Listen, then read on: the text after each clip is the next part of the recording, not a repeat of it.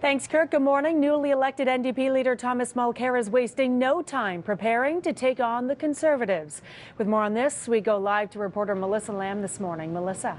Well, Annette, political analysts say the trick for Mulcair will be to do exactly what he did in his leadership race, respond firmly to the Conservatives, but keep the temperature down.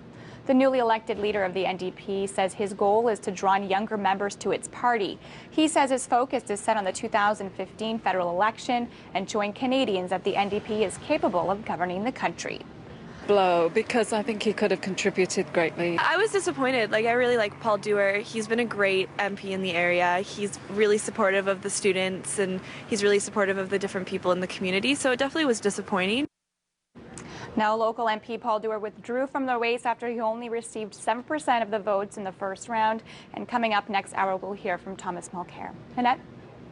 Okay, Melissa, thanks. An early morning rollover in Ottawa has injured 5 people and left the driver facing criminal charges. It happened at Innes Road and Frank Kenny Road yesterday morning. All 5 people in the car were hurt and taken to hospital with non-life-threatening injuries. 20-year-old James McCarthy has been charged with 2 counts of impaired driving causing bodily harm.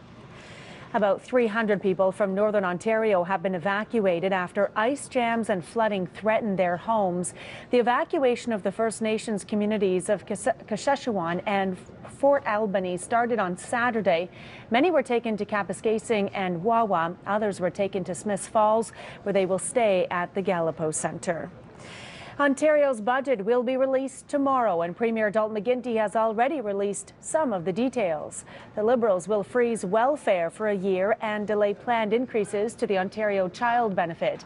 McGuinty says that the measures will save the cash-strapped province $90 million. The Liberals are struggling to find ways to reduce $16 billion deficit. What we're trying to do here on the social assistance front is to strike the appropriate balance. That again gives expression to our highest priorities being our schools and our health care and dimensions of the budget that help us grow the economy and create more jobs. The Conservatives have already said they'll vote against the budget, so McGuinty's minority government needs the support of the NDP to avoid triggering an election.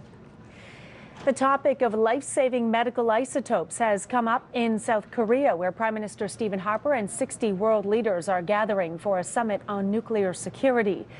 But before traveling to Seoul, Harper was in Japan, paying respects to people who survived last year's earthquake and tsunami. He toured a junior high school where 14 students and 20 teachers were swept away in the tsunami. Harper admitted that even more than a year later, the scale of destruction was still overwhelming. And finally, the director of the film Titanic once called himself King of the World. Today, he's King of the Deep. Canadian filmmaker James Cameron has surfaced after his journey to the deepest point on Earth. He used a specially designed submarine to dive 11 kilometers below the surface of the Pacific, southeast of Guam. He spent more than 3 hours exploring and filming the Mariana Trench, collecting samples for biologists and geologists.